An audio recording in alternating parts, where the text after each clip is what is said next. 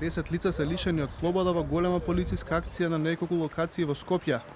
Големата операција траеше до доцните попладневни часови, а со неа биле опфатени дури 34 различни локации во Скопје.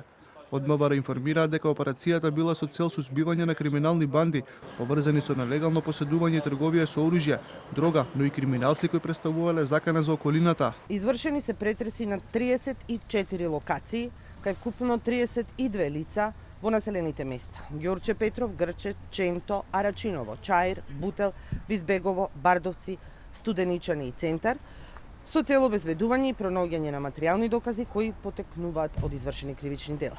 Дел од приведените учествували во вооружениот инцидент кој пред неколку дена се случи во хотелот Александар Палас.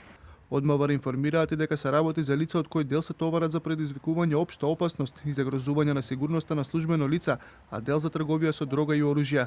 Акцијата на полицијата започнала синоќа, кога биле уапсени две лица, едниот за трговија со дрога, а другиот кој се барал по потерница за издржување на затворска казна.